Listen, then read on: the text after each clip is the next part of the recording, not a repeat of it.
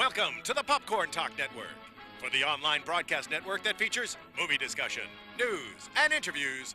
Press 1. Popcorn Talk. We talk movies. I'm opening. We have an eye, sort of a nostril, 2 teeth.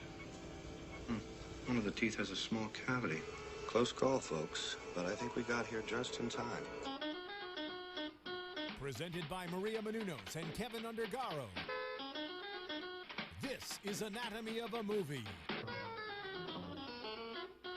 In-depth discussions and breakdowns of various movie titles. And now that you've seen the movie, let the dissection begin. Welcome, ladies and gentlemen, to Anatomy of a Movie here on the Popcorn Talk Network. Those are some scary sounds. Okay.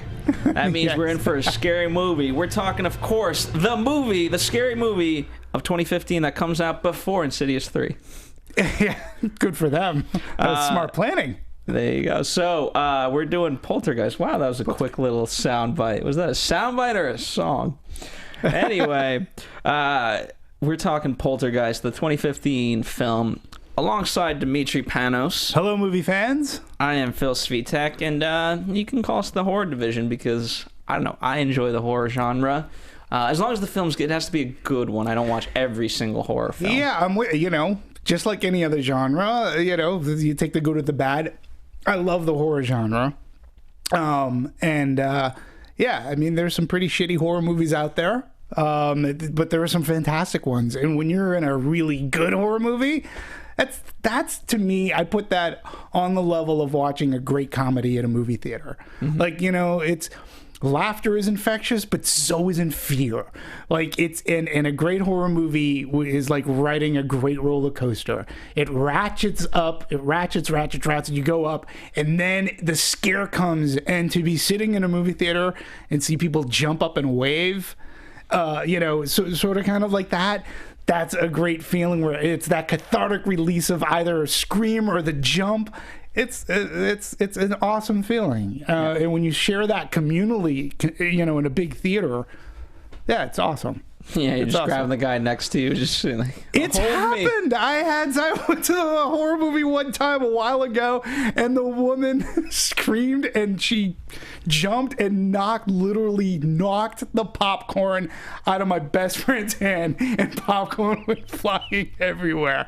I mean, that's great stuff. You got to. So there you go. Lesson of the day: bring a raincoat. Bring a raincoat or your popcorn coat. You don't, because it could have been a drink. It could have been worse. Yeah. All right. So Poltergeist, produced by Sam Raimi, directed by Gil Kenan, and by the way, for me, the best part of this movie, starring Sam Rockwell.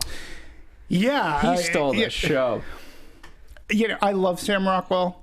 We're not talking opinions yet, but I love Sam Rockwell. I personally think that he was greatly miscast in this movie. Okay. So I liked him as him being Sam Rockwell, but it's tough. Way back was just on cable again, and I just went 5 minutes into that movie, and then seeing him, and I'm like going, yeah, I just felt he was miscast in Poltergeist. Okay. So before we, let's get general opinions out of the way, and then we'll dig a little bit deeper. So let's start with you, Demetri. I know a little bit lukewarm on this. A little? Well, especially because you have such a history with the original. Yeah. Well, okay. Just a little preface. Well before this movie was released, I had a conversation with a friend of mine, and he's like, "So what's your take about this new Poltergeist?" And I said, "My biggest fear on this movie is going to be if they just brush over or just completely whitewash out the humanistic family nature of what makes the original movie a great horror movie." Meaning, the original movie did back in 1982. It really showcased and gave audiences something that really hadn't been seen before, and it took place in suburbia, and it really grounded the family unit from the parents to the kids. And the focus was on the parents, and there was a reality to them, and in which they were real people They smoked pot in their bedroom, and yet they cared for their kids, and then they became more or less the focal points. They had to be the glue to hold this family together during these crazy, supernatural, scary events.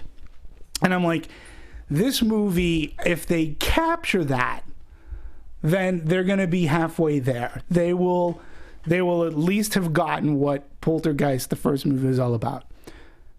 This 2015 Poltergeist, well, it made me angry. It did not capture any of that at all. But on the surface level, the way you described it, you have that. I mean, you have sad panties. You don't, and though. You had to drink it. Yeah, but you can see, like, that description, if you had to, like, describe it, it was it's so the same. Forced to me because none of it was cliche. And the sad panties scene, so now we're in an age where maybe we can't show our parents smoking pot. And there was a great scene, like there were so many scenes that were amazing. And when I think back about the original Poltergeist, this was lacking any humanistic touch and any type of real humanistic kind of parenting, that there was nothing relatable really. And things that didn't make sense, like number one, this family in the 2015, they're looking to buy a house. And then we learn early on that the husband had just lost his job at John Deere. And my first thought was, wow, they must have given you a big nut, because what are you shopping for a house for? Your wife isn't bringing home any money. She's a fledgling writer, but we don't see exactly any of her writings anywhere. And you just lost a job, so your first thought is to go buy a new house. Is it a new house or is it a downgrade? I couldn't tell. I mean, it's still... But that's what I gathered. They had a better house, and they downgraded. Any kids would dislike to move, and that house didn't look like... I'd move into that house. I mean, sans it being haunted. The alcoholism I found to be just cheap. I didn't find that it was earned. I didn't find how he kicked the bottle to be earned, because again, that mirrors a great scene from the original that they tried to redo here. And to me, it just came off. The worms and the sink. Yeah, the worms, the sink, and like it just, when he looks at the bottle, and, I'm going to throw the bottle away. There was like a cheap James Bond joke where he comes out of a beach in a car, and the guy's drinking his wine, and he throws out the wine.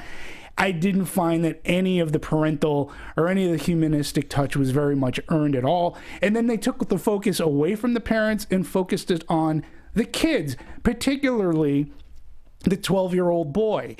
And this bothered me too. With the 12-year-old boy, they set up a reason as to why this kid might have his insecurities and fear. Like, his mother left him in a parking lot or a shopping mall 2 years ago.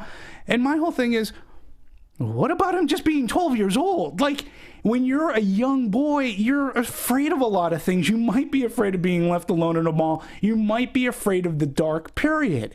Like, you might be afraid of the tree that's outside the door because it's ugly. You might be actually afraid of thunderstorms with no other psychological reason other than you're a 12-year-old kid. People expect that if you're afraid, they understand. The first Poltergeist got that and worked on those fears so that the audience related to them, where this Poltergeist sort of kind of force-fed us why they might be afraid of certain things when there was no reason. And then they just turned into... It tried to be a Blumhouse kind of a fright fest, and for me, it just didn't work at all. Yeah, for me... Was it scary? No, it was not scary. However, did I mind it? I don't, maybe because I don't have the history that you have with Poltergeist by any means, because I did not see the original Poltergeist. Really? I did not. You did not, and you still have not. I did not, and I have not. Interesting. But I should. No, really, you should. Seriously. One day I will see all these amazing movies. If time permits. Time is I understand. And let me just say, you maybe at this point, you may not find it amazing. And in fact, you may even go as far as saying that it's dated, because it was in 1982. But I think that is some of its charm, because it definitely was a sign of the times, where I found that in this Poltergeist, the television plays a big part in the original. It's a big part of the movie. And I was wondering how are they going to do that. And I will listen. As much as I disliked the movie, there were aspects of the movie I thought were cool. So in what they do in this movie is where we got the plasma screen TV. I did like the effect of the hands seeming like they were in, and they were. I like that. Yeah, you had a couple iPads. A lot of iPads. A lot of technology. Yeah. The previous owner was a techie. Yes, he was. So I really enjoyed that. I mean, in terms of the visuals were good, but again, it's one of those things like, for me, I don't think you can make things scary just by how scary they look on screen. You know what I mean? I agree with you. Like the bodies, or however you want to describe them, they were ugly and they were frightening, but sure, it's not like they're scary. And maybe I don't know what defines like what scares me. One of the reasons why it's you and I is because every single person on Anatomy of a Movie, perhaps including John Comfort, doesn't like scary movies because they get scared. Sure. And I keep in a lot of times, and not to make this sexist in any sort of way, but a lot of times, whether the staff or the hosts here, there's a lot of females and things like that. And sure. We like to, we all like to hang out. As you know, we all do stuff together.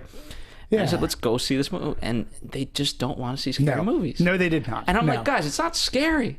Half the scary movies are not scary. That doesn't mean half the movies that I've seen are bad movies, Poltergeist included, but they're just not scary. Yeah, I mean, you bring up a good point, because there are levels of what scares you, what doesn't scare you. The original Poltergeist scared me, but it scared me in a fun, visceral way. Like when I was a kid growing up and watching, it's first starting to get into horror movies. There's a lot. There's the, parents, friends alike saying, go into the movie and just keep on repeating to yourself, it's only a movie. It's only a movie. It's not real. It's only a movie. So you start off with that as a little kid, and, like watching movies like Psycho. But Jaws was my first big one. My big first really scary movie, and that's literally scared the shit out of me. I didn't go swimming even in a pool for a long time. But yeah, I think there are degrees of scariness in what is good, like the scariness of like The Exorcist for me. Okay, The Exorcist is truly a scary movie. I love it to death. It's a great movie. It's a great horror movie, but there are times where I have a hard time watching it just because it is so deep in the core, that whole possession religion thing, that's scary. It's uncomfortable to me, as opposed to my favorite horror movie, Halloween, which I love that movie. To me, it's my favorite horror movie. And the first time I saw it, it scared me, but it was more the tension. It was leading up to something that would make me jump, as opposed to like The Exorcist, which was way more visceral, way more ground, like, the possession of this girl, the makeup effects, things that were going on, where Halloween was taut, and it was a pop boiler, and it was all about the escape. Is she going to make it? Where's this shape going to show up? And, and in Poltergeist, there's a classic. It's a ghost story that goes on that used the premises as a kid of things that would go bump in the night, whether it be underneath your bed, inside the closet, or the tree outside. So it worked off these archetypal fears off of kids, which at the time I was a kid, and, you're still growing up in the world. And I found the kids to be way more relatable in that movie. Like one of the flourishes that they do in the original Poltergeist that you'll note right off the bat, the little boy, who the movie isn't focused on really, but he has a traumatic thing happen to him in that movie, is that in his room he has Star Wars bed sheets. He's got like an Indiana Jones thing. He's got all this thing. Yes, Steven Spielberg produced the movie, but as a kid myself, who was, a little bit older than he was, I had the TIE Fighter, the X-Wing, I had Indiana Jones stuff, I had posters, I had soundtracks, I had this stuff. Like it was easily relatable to me because he was a kid just like me. These kids, outside of having technology, there was nothing that discerned them from any other kid around. Like they had no personality to me other than sort of kind of annoying. And that was sort of kind of bothersome. Sam Rockwell, who I do love, and his shtick just felt out of place. And I'm sorry to call it shtick, but his sarcasm and stuff just felt out of place in this movie. He's just better suited for, if it had been a better grounded story, had you had a better director, I think Sam Rockwell can play very sympathetic and very protective. And that's the thing, too. The original Poltergeist, Jo Beth Williams' character comes off, when you talk about strong female characters, she is a strong female character who's backed up by her husband. And that makes this movie, you know, as a kid you watch and you go, geez, I hope my parents would be this way as well. These people, I don't know. It just didn't bring me in. You brought up the point about the closet, about seeing things. Yeah. Sometimes things are better left in the imagination to me. That was, Jaws, out of necessity, they had to use the shark less. So, I mean, is it a matter of showing whatever it is less times and just letting the imagination take wild and putting in a crap ton of score behind it that just makes you jump every single second? I think it's just the way that it's directed. And again, I think for this PG-13 Poltergeist movie, I think they were just going for the haunted house kind of. They wanted to try to be Insidious and all these scores of horror movies that are coming out, whether it be like Ouija or things like that. And they care more about trying to get the jump out of the audience other than earning the jump of the audience. The tough thing with Poltergeist at this point... Well, most times, I see that a lot, and that's why, like, especially in the first 10 minutes, I just know there's going to be one of those, like... Yeah. False jumps. I'm like, guys, why are you all scared? You know it's a false... Like, if you study... like just 2 horror movies, right, you will understand within the first 10 minutes it's a false jump. And how it's executed, though, and we know that it's coming, but it's how it's executed in this movie. It was like, oh yeah, it's a hand. By the way, let me ask you this, speaking of Sam, because he had that moment with the squirrel after, and he was, he was doing his thing where he was possessed or being thrown around. The squirrel is good, yeah. Mm-hmm. And did anyone jump for that? Did you jump? For me, because of how I knew his character to be, I'm like, okay, he's making this up. Oh, I knew he was BSing just because of how that character, I guess, was. Yeah. But it was, it's the Sam Rockwell. Look, we know he can be sympathetic. If you don't believe me, go watch The Way Back. To me, that we talked about it, nominatable performance. He was great as Chuck Barris. He was hysterical in Galaxy Quest. One of my favorite science fiction movies of the last 10 years is Moon, in which he's fantastic in. The man is, and I know I'm just glossing over some of his highlights.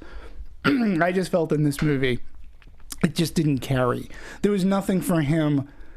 There was nothing on page that allowed him to be the sympathetic, protective dad as much, other than just he was a cliche, out of work, drunk, and and then it was with the pizza and everything. Well, that scene didn't make sense either. The guy doesn't have a job. His credit cards are maxed out. I thought he did get I was like, wait, did he get a job? Did he get promoted? Well, yeah, but there was nothing. He comes home, he buys his daughter an iPhone, his son a flying drone, his wife some jewelry, and I'm like, well, but wait a minute, the scene before all his credit cards are maxed out. What, did he win the lottery? They're canceled. Yeah, canceled.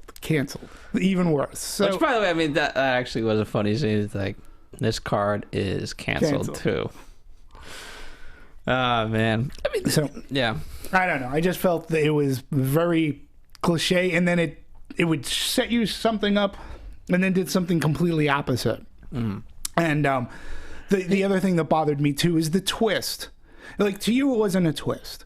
What was the twist? I mean, well, in the original there really wasn't a lot of Poltergeist, twists for me. But see, in the original Poltergeist, and we can talk about some of the differences. The family is already living in the house. In fact, it's a huge development project in which Craig T. Nelson, the father of that family, he is a realtor. He's selling these houses, and it's a cookie cutter suburban neighborhood, and he's living in phase 1. Okay. And so when these supernatural events start to happen, first it goes from the whimsical to, wow, look at this. I can be dragged across the floor. And they're sort of kind of like, what the hell's going on? But then they become a little bit more serious in nature. And then you find out literally about 3/4 of the way into the movie where a concerned Craig D. Nelson, his boss comes over. He's concerned because Craig D. Nelson hasn't showed up to work in like weeks, and they go for this walk, and they're up in this hill, and the boss is talking to him how he wants him to be lead for this new development that they're going to be building up there, and then he lets out the bombshell that, hey, they're behind a burial ground, and he goes, well, but we have the burial ground over here. He goes, oh, that's not going to be a problem. We're going to move the burial ground. He goes, you're living on what was a burial ground. We just moved the burial ground. And Craig D. Nelson's like, you built houses on a burial ground? He goes, yeah. We just moved them somewhere else. And you're like, oh, okay, so this is making sense. And then it comes out later, it's like, you move the burial ground, like all shit is breaking loose at the household. And Nelson confronts his boss, and he's like, you moved the burial ground, but you didn't move the bodies. And that is a big twist. And like, you don't know that this is going on. And in the movie, they tell you right up front, pretty much within the first 20 minutes of the movie, when they're at the dinner party, hey, you moved onto a burial ground and blah, blah, blah. And I think they just didn't have enough came faith. Later, but not to that extent. Not what you're certainly portraying. That device was just so much.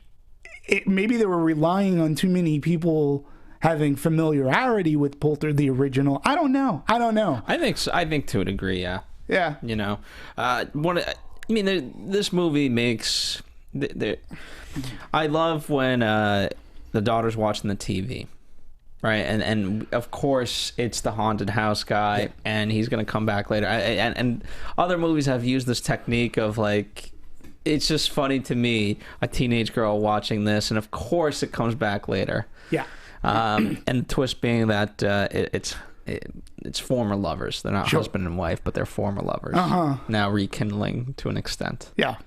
Sort of. Yeah. Yeah. And again, this was in the original is a little bit bigger than that. I was curious to see how they were going to utilize the TV, because again, TV plays an important part in the original Poltergeist, and the trailers of the 2015, they did show how this was going to be sort of kind of repurposed in its way, and I found it to be clever. And I found it, okay, that could be chilling. To me, that gave prospect that maybe they took the time. I did enjoy how they tried to work the technology into it. But again, whatever technology there was back in '82, you don't need, that house didn't need to be all teched out for this to happen. I mean, there are supernatural spirits, they're haunting, they steal a daughter because they believe that the daughter is going to lead them out of limbo, and it's up to the parents to get the daughter back and protect their family. This movie sort of kind of like that line where the kid goes, this is my fault, I'm gonna go get her. I was like, no. And he goes in by himself into the, I was like, I didn't buy it at that point. I didn't buy that kid was, I understand he's overcoming his fears and he's gonna go get his sister and he's taking responsibility. Great, you've made a good kids movie. Which, to Sam Rockwell's credit, I will give him this. He was at I believe it was like Sundance or Cannes, and he was promoting a movie there. And the interviewer from Collider, just at the very end of the interview, she asked him about Poltergeist, and he wasn't there to promote Poltergeist. And to his credit, and this I really respected him for, with a smile, and she's like, I'm a big Poltergeist fan. Can you tell me anything? Like, what should we expect? Like, what are any changes? And you know what? He talked to the woman. He continued to talk to this interviewer for a good 2 solid minutes about this. And he did it with a smile on his face. Marissa Tomei was sitting next to him, and he said, this version is more of a kids movie. Yeah. It's focused on the kids more. He's like, And so they change focus, and he admits this, and he talked about that it's in 3D, and he did say, he goes, I haven't seen the movie yet. He goes, I enjoyed filming it. I hope it came out good. And the whole time he wasn't slamming the movie. Everything he did, he didn't have to. He said, he could have said, I'm not here to talk about Poltergeist. I'm here to talk about this. But he gave that interview 2 full minutes with a smile on his face, and he spoke positively of the movie and of the acting experience he had with his coworkers. I respect that.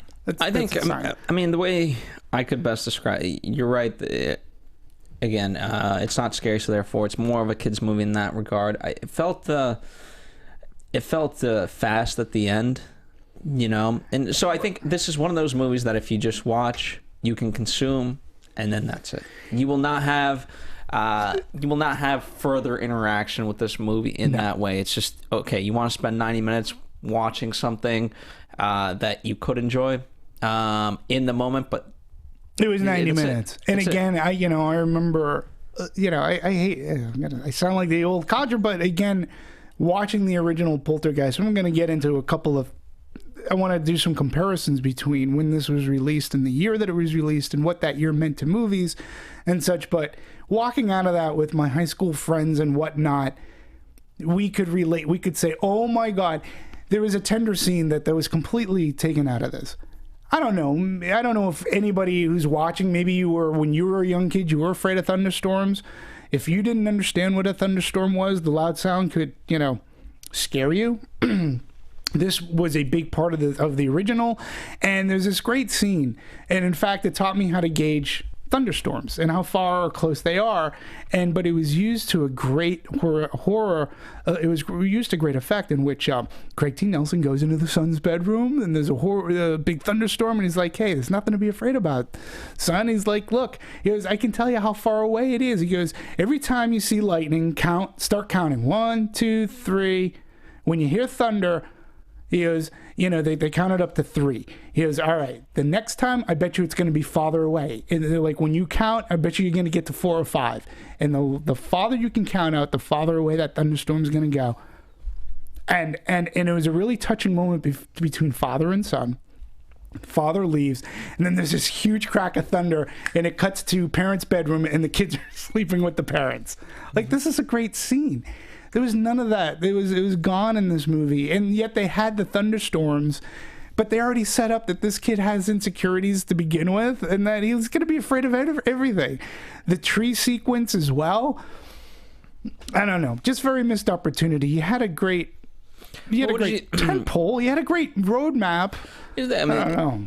Did that scare you at all? Like, did you want to talk about that scene after? Because I talked about that scene going, oh my head, that I have a big cherry tree, crab apple tree in my yard, and that could be a scary tree, and I totally got it. The more and more we talk about it, the more it just suffers from the fact that it has, you have to, especially in horror, use things in a different way. Right. And the things that we're talking about, we can point to any typical horror movie and say, okay, that's happened there, right?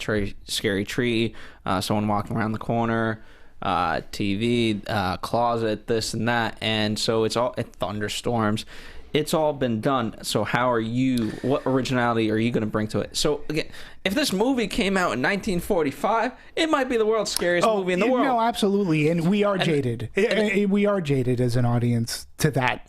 But that's, but that's good and bad, because, if you're new to the genre, then you might be able to find this quite scary. However, I'd be curious. But it's also, to an extent, that is the fun. It's like, if you're a filmmaker, okay, now challenge yourself to go beyond that. You had the element of the non-believer kid, right? And then he's doing the closet thing, and it's suspenseful because the drill, and you think that it's gonna get him. We're gonna get. I don't think does anybody die in the movie. Not really. No, nobody, right? Nobody dies. No. And you thought, okay, this could be the first death that we see, and it doesn't happen. But it's very, Hitchcock, because it's just it just keeps coming and closer and closer. That scene was closer. And I will give that scene, even though you sort of kind of knew that his hand was gonna get pulled on through, but it was a well directed scene with the drill bits coming through the wall. Yeah. So. And but it's one of those things again. the elements of it we've seen before. And I think that's its number one thing. And especially if you're trying to be more of a kids movie, then how are you going to twist this on its head? Yeah, no, and I don't disagree. I think it's very tough, but again, I'll go back. It was shot like very, very. Of course, you got your darks, and it's it's at night. There's thunderstorms and rain. Yeah.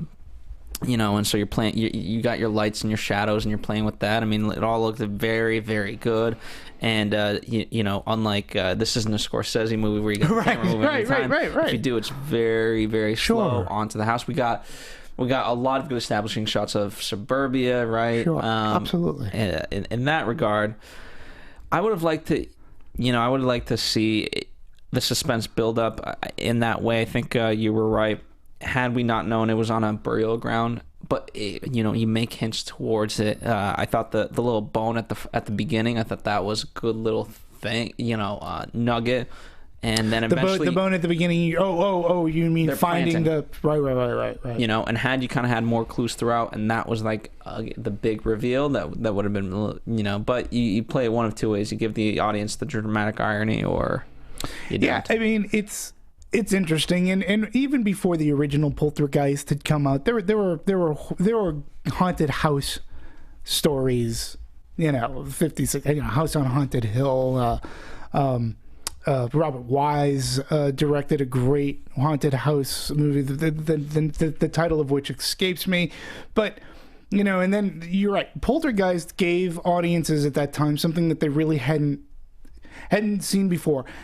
Also, I have to throw in 1982, the slasher craze was in a frenzy where you had movies like a Friday the 13th were becoming more and more popular, but they were focused on teenage kids, not so much the family unit, in suburbia. And that's what Spielberg excelled at. He excelled at writing, and he produced and he wrote Poltergeist, that he brought suburbia to light. So people were able to, because he grew up in suburbia, so people were able to relate in one way, shape, or form. This one, they're moving in. I got no sense of any of that neighborhood, the neighbors, this, that, and it's well, you tough. Didn't see neighbors. No, I mean, apart from the dinner party, but that was so short-lived. And I don't even know where they were. I don't even know how close they were in proximity, if they're neighbors or town over. But the thing that I'm trying to get at, between Poltergeist, between 82 and 2015, we have seen a lot of ghost stories. We've seen a lot of haunted house. We've seen Ghostbusters. We've seen Ghostbusters, and we've seen, and then when you have a movie like The Conjuring, okay, The Conjuring is effectively a haunted house movie, okay. But what makes it great is that it turns certain tropes on its head, and we see things. It'll take things a step further that they haven't been done before. James Wan was masterful in The Conjuring, one of the scariest films within the past 5 to 10 years. He did the Insidious movies, again, sort of kind of a haunted house movie. Yeah, because it's all in there, right? And yet they're showing us something that's different. He's delivering the scares in a fashion that, yes, we know that something's going to make us jump, but he plays on that, and then he'll do something either with camera trickery, which he's great at. He's able to show us and bring us a new type or a new level of fare. So we've seen haunted house movies. Maybe we've seen too much, so that by the time that we get to Poltergeist, it's like you better be pretty damn good at delivering and building, because horror relies on how you build up to the scare. It's not just a loud sound. Some directors rely on that. Like, just a loud sound will make an audience jump. There you go. But it's how you choreograph and what you're showing the audience. And it is getting harder and harder to do. But a movie like It Follows shows that you can have some originality in what otherwise might be a cliched genre. Yeah, I like that. And this movie didn't have that originality. I mean, part of it was, right, you strip away, you want to not be scared of a horror movie, strip away all the music on all the sound, right?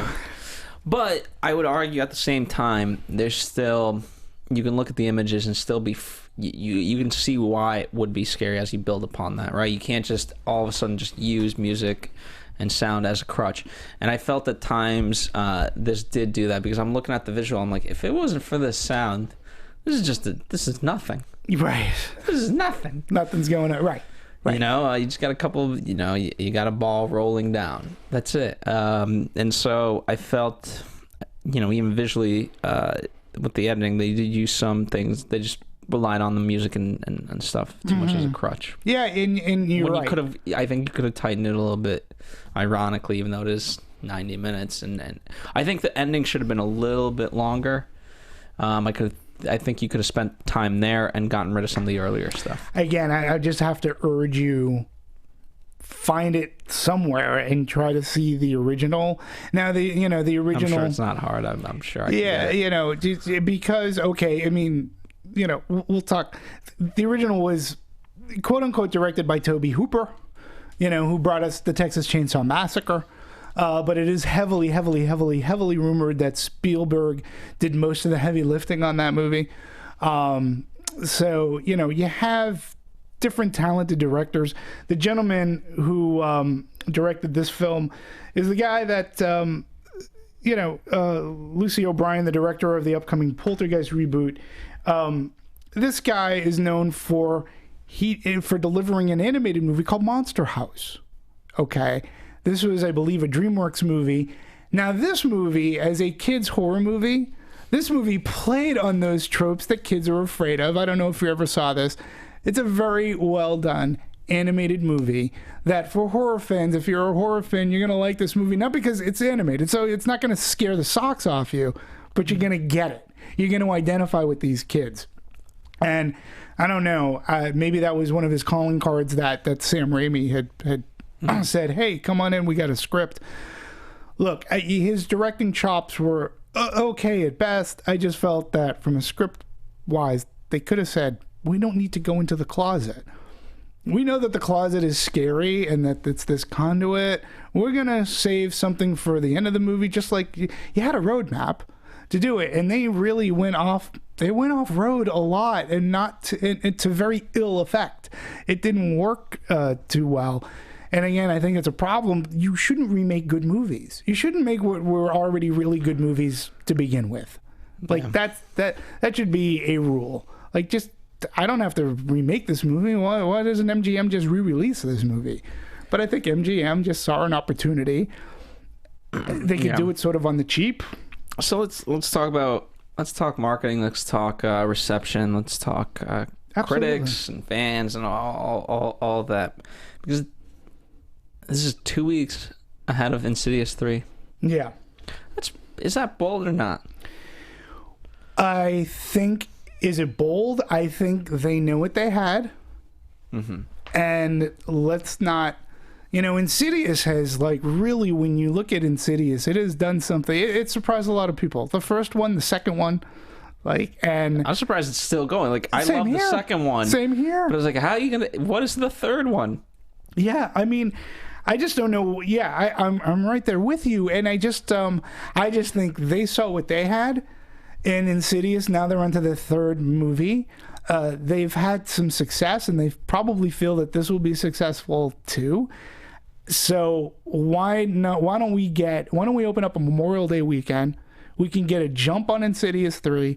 We're gonna have that 3-day weekend at the box office. We'll be able to capitalize on that, and then by the time Insidious 3 comes, we'll have made hopefully some money. We'll have foreign sales. Then we're going to have the aftermarket. Well, they made their money back.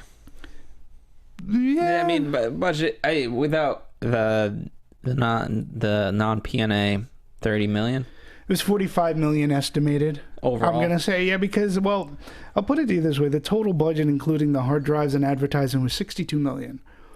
Now, when you compare that to even like a Conjuring or even the first Insidious, those movies were under like 10 to make. Yeah. Okay. So what was the budget? Well, because they're saying $62 million with print and advertising. Okay, I get that, but so the production budget I couldn't find, so it's about a $22 to $25 million disparity from your entire production budget to what your actual is. So I'm estimating that their production budget was anywhere from 40 to 45 million. But even that's still. Here's the thing, for this movie, that's really. Was it the 3D? Is it the graphics? Like, you know, at the end, like that seems. The Matrix was made for 60. I understand that's different times, but I mean, I can't imagine that this movie cost $10 million to make and that they threw $50 million to market. That I can't imagine. I don't think it's I don't. Here's the thing. Like, again, from my reports, I have about in the 30 to 40 range budget wise production. All right, so then they spent about Sam Rockwell 30 to 40 million on hard drives and advertising. That's a lot. I mean, Fox can do it. It's a lot. That's a lot of money. But I want to know more specifically, where does the production budget go? I don't know. Maybe Sam Rockwell did get a good paycheck out of it. I don't know. Like, it just seems like an insane amount of money. You know, there were special effects that were fair, but they weren't anything. You know, they were good. But they weren't like eye popping. Yeah. You know, I'm just baffled by this number. I really am. Yeah. And so to date, it's made about 30 million to date. Opening weekend domestic gross, it was like 22.6 million. So came in third, right? Fourth. Okay. Came in fourth. But, you know, people are still saying that it did well. And I don't know if you want to talk about it now, if you have other things to talk about, but no, we can talk. This really rattled me because I want to do something that I haven't seen done in talking of this Poltergeist movie, because I've seen publications say, oh, it did well. It did okay. It brought in modest business. And then, you know, it was coming out with Tomorrowland, which Tomorrowland, they're easy to jump on and say, oh, it was a slow box office and Tomorrowland didn't do anything, blah, blah, blah. But Poltergeist came out and it did okay. And I'm like going, well, I want to define okay in this instance because, and I don't even want to do it from a gross standpoint. I do want to do I want to compare. And so I looked up a bunch of I looked up a bunch of box office stuff, historical box office data. Now, and this is specifically for horror movies? This is specifically for Poltergeist. Okay. For the original Poltergeist. Okay. Number one, it should be known that the original Poltergeist came out in June 1982. Okay. June 4th, which is a Friday. Up against now it opened up at the time. It opened up against this movie called Hanky Panky, which starred Gene Wilder and Gilda Radner. A comedy with some laughs in it, but it also opened up against Star Trek II: The Wrath of Khan. Now, a question is, why would you open up this Poltergeist movie? Now, Poltergeist had Spielberg's name all over it. It was produced by Steven Spielberg, a master of horror. Tobe Hooper was directing, but Spielberg was in the forefront. Okay, but they opened up against what became the most famous, popular Star Trek movie, Star Trek II: Wrath of Khan.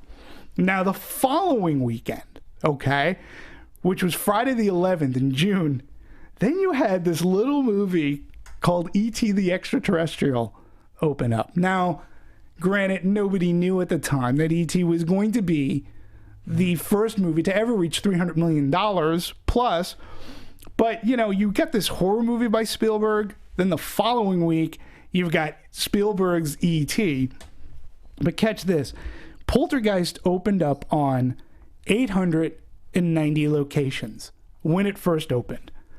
That's under 1,000 screens. You want to take a guess? You want to take a guess as to how much money that it brought in on just under 1,000 screens? Is that $10 million budget is what I'm being told for this movie. For this movie? I don't. That's via our live chat. Okay, 10 million? For the production budget. Oh, and that was, I'm sorry, and who is that? That was from Carrie Hamilton. Hey, Carrie, well, thank you very much for chiming in, Carrie. I'm curious, and Carrie, if you're still online too, I'm curious as to the information, because spending $50 million on prints and hard drives and advertising is a lot, but 10 million. Whew. But in any case, my guess, okay, under 1,000 locations. How much do you think that movie made? On 10 to 15. Yeah, well, that's being generous because there aren't that many movies that can release on that amount of screens this time. But it did about 7 million. Okay. It did about 7 million. Now, at the end of the day, it ended up in over 1,000 screens or 1,000 locations, and it ended up bringing in $76.6 million. $76.6 million at the end of the day. So that has a multiple, and by multiple, I'm meaning this is taking your opening weekend number and increasing it exponentially. And what the multiple it got to, you're talking about a multiple of about 11. Okay? A multiple of 11. Today, like if this Poltergeist opened up at 23 and it got a multiple of 11, especially in June. Right. That's prime time. Right. So we don't have multiples of 11 anymore. We have multiples of 2.5 to 3, sometimes 4, depending on the movie. So when you look at what it did and what it's doing, what the original did, and then it opened up throughout the year. It showed up. The original Poltergeist showed up at number 8 box office wise. As I said, $78.8 million. Okay? Meaning this movie, this Poltergeist, that's not going to come close to 70 when all is said and done. Its multiple might be 2.5, which would bring it to 45, 48 maybe. But as you said, Insidious is coming out. We've got Jurassic World is coming out. We've got Mission Impossible. We've got a lot of movies. San Andreas this weekend is coming out. Aloha. Nah, for the women. It's not going to be, that's not going to affect Poltergeist. But I'm just saying, if you, in today's standards, and let's take a look, have to look at what this Poltergeist opened up at over 3,000 locations. By today's standards, if you cannot beat the original, which opened up on a measly, at its widest, was under 1,500, was under 1,200, was under 1,100. And this movie, which is opening up so double what the original opened up, and it can't reach $78 million, I ask you, is that really good? Is that how can you, when something in 1982 so outshines you on far less screens, what does that tell you? I argue that really, the $21 million or $22 million, who cares? At the end of the day, because you didn't really put together that great of a movie, and you can't tell me that that's such a good opening when in 1982, the little 806 already brought in $7 million on its own. So, and then if you want to factor in inflation, I believe the original Poltergeist would be somewhere like $225 million if you wanted to factor in a comparison. So, is that a box office? Is that a box office success? When something in 1982 fares a hell of a lot better than your modern day, when you have way more advertising, way more efficiency in getting your prints out. The social media and all that. Really? It's 20. I think social media could have hurt it. Do you? I mean nowadays, what I'm noticing and what I keep hearing is, you because you used to have the whole weekend, you used to open up, and if a movie got bad, then come Monday the next week, now you're gonna have trouble. But at least you open the weekend. Sure. Now it's like, okay, if the movie's not good, and everyone goes to see it Friday and they're all excited, and it hits social media that it's bad, good luck with Saturday and Sunday. Yeah, no, I agree. And movies in the summer technically sort of kind of, they cheat and they open up on a Thursday. So this one on Rotten Tomatoes got a 31%. I'm not too surprised. Certified, not fresh. Yeah, and then its Cinema Score, this I was surprised a little bit. It got a C+ on Cinema Score. I don't find that too surprising. I would have thought a B- B, because again, when you're talking like 21, and they had a good Thursday night showing. So those are all the questions that I ask. Is that, do we really, really when we look at a movie like that, you can take a snapshot back and look back in history and go, holy shit, Poltergeist, it came in number 8. Wow, like this movie's not going to crack the top 10 this year. So like, here's the thing. I mean, it goes back to the argument of should you remake something that was good, right? And it's one of those things, like, don't do it just to do it. If you really, I mean, I how much do you gather that this was a passion project and people wanted to make it, right? If it was like, if it was you and I and we stepped up and said, hey, we love this movie, we want to do a new spin on it, we have a vision, and if we did that and we had to fall on our swords, so be it. Okay, but at least it's coming from a different place rather than like, oh, that, you know what, that was successful a couple years down the line, let's see what we can do. Yeah, I mean, my first thing would have been to, if somebody said, hey, Demetri, you have the opportunity to remake Poltergeist, I'd say no. I'd say, why? No, just re-release the first one. Make a big deal of its birthday or anniversary, and just re-release that and get people to go. I mean, but unfortunately, unlike in the 80s and such, and even somewhat in the 90s, it's tough to re-release a movie because our screens are so filled and saturated. Like, to spend the effort to market to re-release a movie, studios aren't going to do it. They'll do it in a sense like through the Fandango or National Cinema or NCM. I meant Fathom Events. They will do certain things, but only at select locations. It's technically not a re-release because they're only going to show the movie once. So, you are looking at, and again, I'm trying to find what the location count for this movie was. I'm interested. There was a company years ago, and I think they fell flat on their faces. But I want something like this to I want somebody to pick up the ball, where audiences could demand in their theater a movie to watch. So if you got X number of people, let's say 20. Tug. Yeah, but they didn't go anywhere. Sort of, kind of. Yeah. Well, but I think that's the distribution model that you're going on. That you can book a theater. If you bring X amount of people, you sell X amount of tickets. They're going to show the movie, and if you don't reach that goal, you don't get it. You don't get it. And so I wanted, because their library just became like, what is this? Right. But if you could do that for the original Poltergeist and you got a group of people and you got to see it in a theater like that, that's fun. And I really want someone to pick up the ball there. Yeah, well, again, we do have Fathom Events and NCM who have these things. For example, like they're going to be showing this month in June, which I think I tweeted about this earlier today. 40th anniversary Jaws. They're going to show Jaws on the big screen for 1 night, 2 nights.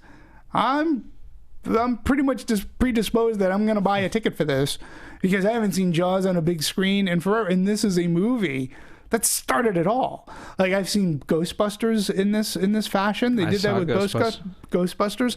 Not too long ago, Paramount was releasing some of their catalog titles. They did Raiders of the Lost Ark, which was so beautiful to see on the big screen. They even did Top Gun, and I see Top Gun, and I'm like, wow, this is great. Like, more studios should just pick a time, just do a 1 week, 2 week run, get audiences excited about this stuff. And when you have a movie that I think is as good as Poltergeist, it could do some business. It's hit or miss. I know that they tried to do it with E.T. years ago, and it really didn't take off as well as Universal had hoped. I was there. I mean, because I love going back to see these movies on the big screen. Things like Casablanca, which, things like Sunset Boulevard, other movies, black and white movies that would benefit. I enjoy going to see these things. There are those outlets out there. But, you might not be able to do it for the original Poltergeist, but I'm sure you can find it on maybe YouTube or somewhere. I have it on... I have it on DVD, waiting for Blu-ray. I just felt really bad for this movie. I will say that going in, that some of the marketing actually did entice me. I said, okay, their marketing is hitting the right. It was hitting the right chords with me, at least from a nostalgia thing, and how they repurposed the clown, for that matter. The whole thing with the clown and the nose, I sort of like that. Like, they repurposed that quite fine. But I don't know. box office. But I don't think I think if the lesson to me is, it's like any if you take a book and you adapt it to a movie, take the spirit of the book and then forget it. Read the book once, take the spirit of it, and adapt it. So in this, and that was always going to be its trouble. A lot of critics, obviously, we can't help but compare it to the first one, and same as everybody else. So if you're going to literally make it to such an extent in that way, just do something a little curious. different. I'm going to throw this out there. We'll probably, I'm sure, wrapping up pretty soon. But for the people who are watching us right now, first off, thank you. We actually, Phil, I got to tell you, our live audience, I read our comments and such. And our live audience has been, I think, fantastic for us. They may be few, and hopefully they're growing, but they actually spend the time with us. And we're talking about a podcast that's not a 30-second meme on YouTube, and you're dubbing these people YouTube stars. We actually talk about movies at length. And the comments I've been reading lately, whether it be for Ex Machina or whether it be for Mad Max, they've been fantastic. People have been chiming in, and, I would say 98% of them, there's always the negativity, which is fine so long as it's warranted. Don't be vicious. But it's been great. And I think our live audience who are watching us, number one, thanks, because you're putting in time to listen to a schmucks talk about movies, which is great.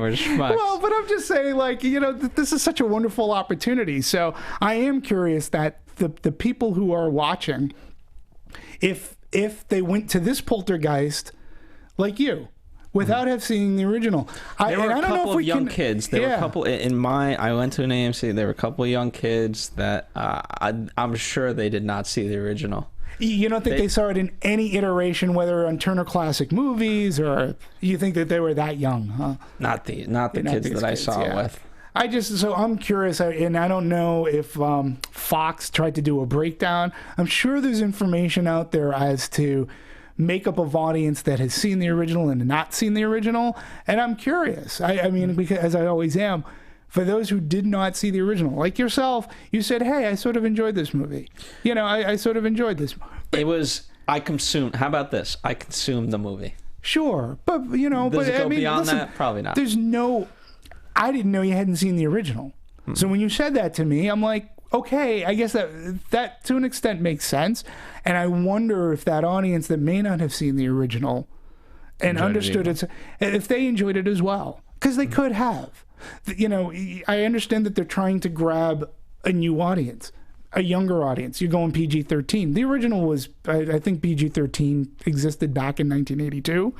So that movie was a PG-13 horror supernatural movie as well. But I'm just curious if anybody is watching live.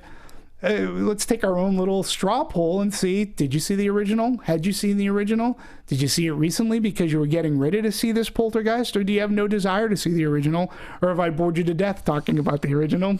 I'd buy that one too. But, I say see the original and you'll see the foibles and flaws in this remake. So, you went Blumhouse light. There we go. So, yeah. Has there been any, Brittany? Has anybody chimed in? Yeah, there's a couple people talking about how they didn't see the original either. And what were their thoughts on the movie? Overall, they didn't really give me... No one's really said clear-cut what their overall thoughts were, but they were talking about just the quote-unquote, like, curses and bad luck that some of the production has had with the first one. Oh, well, Jesus, there's a whole lore. That's great to do. Did you know anything about this? Yeah, about the original Poltergeist? Well, there is what was deemed, what became known as the Poltergeist curse. And it all started with the original Poltergeist. The girl that played Carol Ann's sister. So, we had the same family makeup. We had a mother, father. We had an older sister, middle brother, younger sister, Carol Ann. She's the one that gets kidnapped. The older sister, whose first name, it could have been Danielle DeMille. She was the daughter of a very famous author, Nelson DeMille, I believe is his name. She was murdered by her stalker boyfriend literally a week or so prior to release of the original Poltergeist. And since then, from Poltergeist 2, there was an Indian. There was a gentleman, and he was a famous character actor. I believe he was even in One Flew Over the Cuckoo's Nest, this guy. You know, he died of a tragic death after filming Poltergeist 2. Carol Ann herself, the little girl that played Carol Ann after Poltergeist 3, she died of pneumonia. And there's this, and then Zelda Rubinstein, she passed away like recently, but there was a string of deaths that was following this production, the Poltergeist curse. That was in some way, like I said, that girl who was murdered, her boyfriend came up to her apartment and her house, and she opened the door and she just shot her. And this was like a week before the movie. And this lore, this mythology has been the Poltergeist curse, that even today's director, he believes that the Poltergeist curse has followed him into the production of this movie. He said that there was some strange going on while filming, That's while more filming scary this than the movie. It could be. So, what else did they say about the curse? Nothing too much else about the curse, but it looks like everyone's leaning toward the original. And a few of our viewers haven't seen the new one. Interesting. Oh, there you go. Mm-hmm. Interesting. And you guys have a question from Benjamin Workman. Okay, Benjamin. He wants to know what you guys think the scariest film of all time is. That assumes I've seen all the scariest movies. I mean, I Scream is a classic, things like that. To me, to preface it, Ben, I don't go beyond the more ones that kind of get to the more public surface.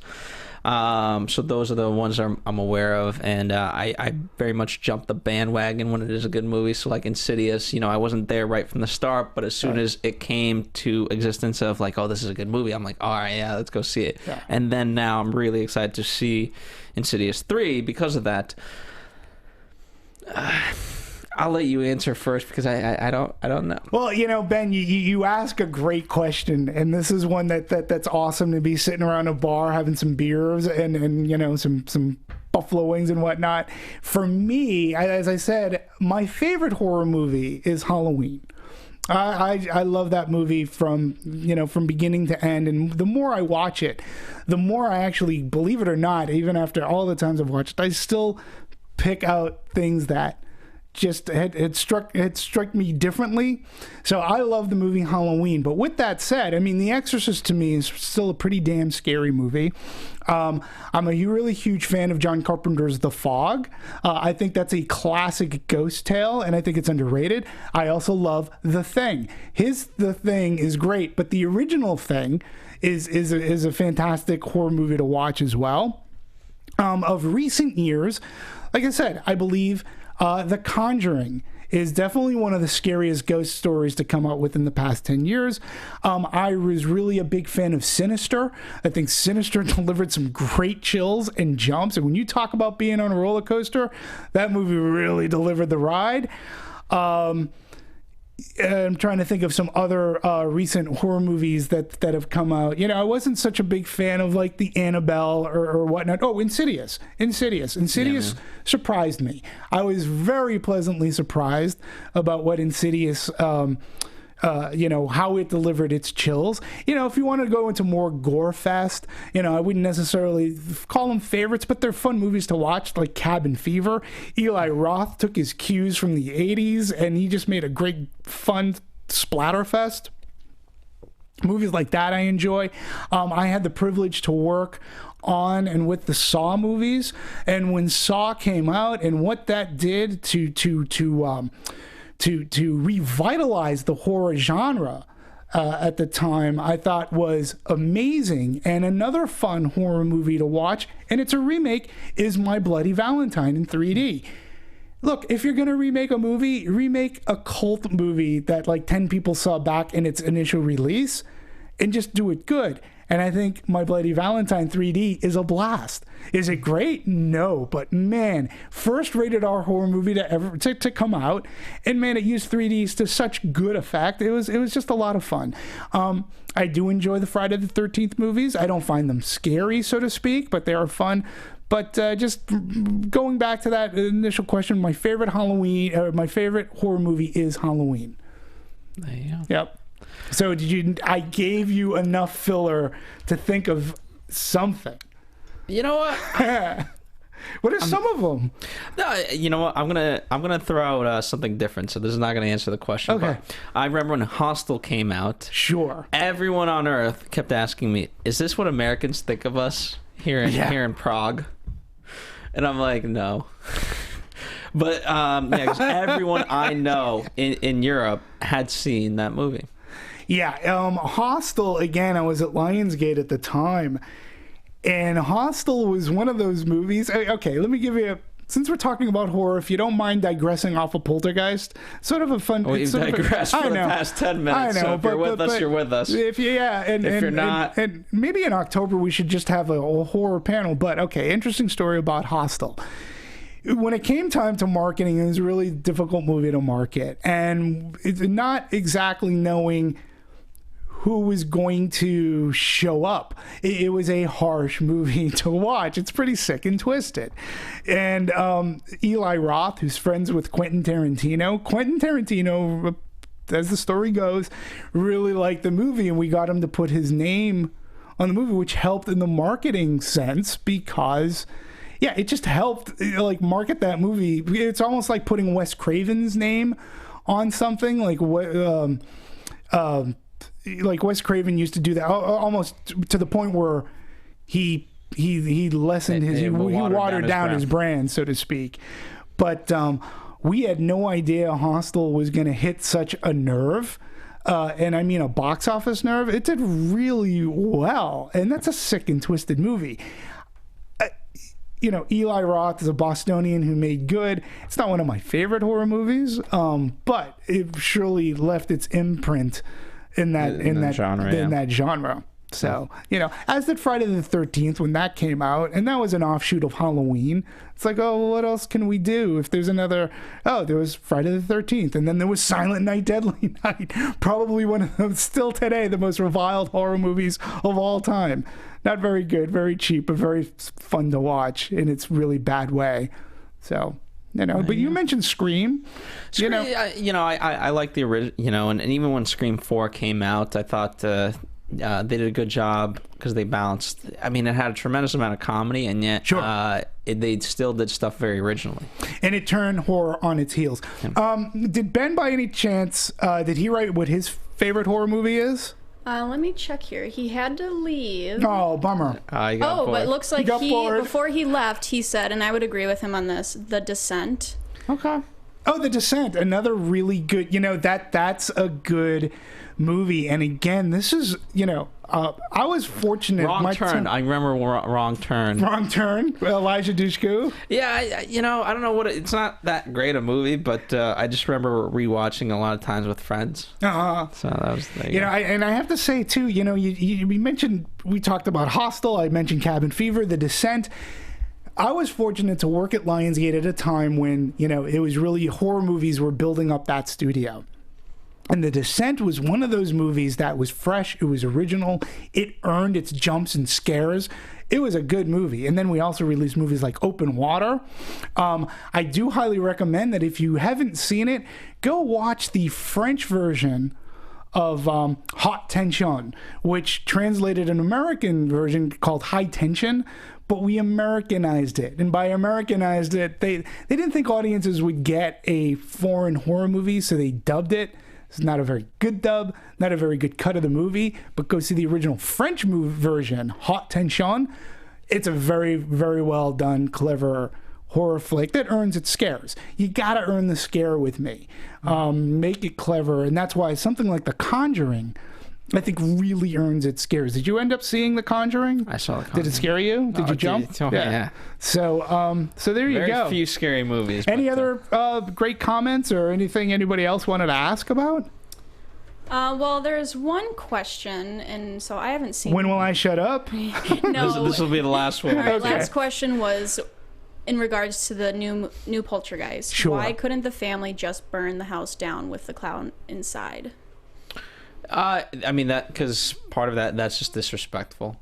You know what I mean? I that was going to be the biggest thing, and one of the things that I thought actually worked for the movie is that they addressed the issue of they couldn't just leave. You know, there was that one moment they were just getting the heck out of Dodge. But I like the fact that, because ultimately, right, they went to the light. They got through the light, right? That's the way it happened. I'm not making that up. I guess, but, you know, much like in The Conjuring, like, they set it up where, you know, they bought that house with a wing and a prayer, and they had all their money tied up into the house. The guy was a truck driver, and they couldn't move. They just couldn't. They didn't have the cash to do it. And they sort of set up a similar fashion, like, well, why can't you just move? And yeah, but by the end of the movie, the money wasn't an issue for me in that sense. Yeah. It was, you know, if your house is doing those things, it's like, okay. But I did like that we really, you know, to me, as I was watching, you can't just get away from something like this and leave it to whoever. Like, you gotta deal with the fact that this is a wrong and this is an injustice. Yeah. And the original, if that person didn't see the original, they do something extremely clever with some pretty amazing special effects, specifically for 1982. I think it still holds up today. You got to see what happens to the house, but yeah, that's a great question. Why did they just burn the house to the ground? But I agree with you. You just can't. Yeah. Responsibility-wise, I agree with you. So yeah, I mean, God, you know, then you're getting a whole other movie. You get the sequel of the ghost following them. Yeah, so now they're in the car. Well, and I hope we don't get, you know, because there were sequels that spawned off the original, and neither one of them lived up to the original. What about the TV series? It was very short-lived. I can't even recall it, to be quite honest with you. But the sequels to the original weren't all that great. And I can't imagine them sequelizing this. Yeah. So. All right. Well, on that note, I believe we've covered everything. We've talked Poltergeist. We've talked Poltergeist original. We've talked horror movies. We've talked everything in between. So thank you guys for interacting with us. Yeah, thank you very much. If you're watching us or listening to us on demand, don't feel left out of the conversation. You can comment as well. That's what we're all here for. It's an ecosystem. It's ongoing. Next week we're doing San Andreas. Yeah, San Andreas at the very least. And then after that... Can't wait to talk about disaster movies. We're going to be doing Insidious 3, of course, and Entourage. Jurassic World. Mission Impossible. That's going to be coming up June 19th for Jurassic World. Yeah, a lot of stuff to look forward to. We got Ant-Man down the line. Yeah. A lot of stuff. We still have a lot of summer to go, folks. We do. A lot of fun summer. It's been only fun May so far. still. I know.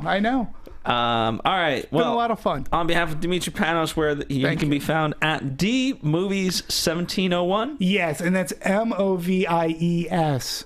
Steven had written it down in Mad Max, MOVIEZ.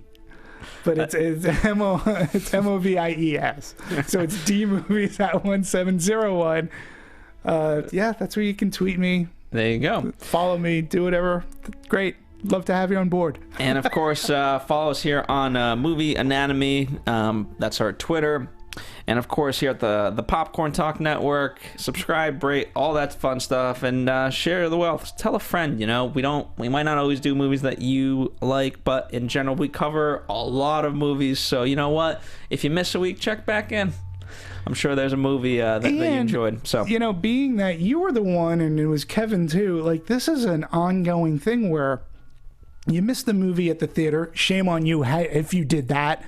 But if you catch up 6 months down the line, check through our library and watch it after you've finally caught up with this good movie or whatnot. And I think we're like 220 strong. Yeah, we're getting up there. So a lot of content there, and of course a lot of content here on Popcorn Talk as well. So we'll see you here next time for San Andreas. Have a good rattle, weekend. And roll. Bye, all.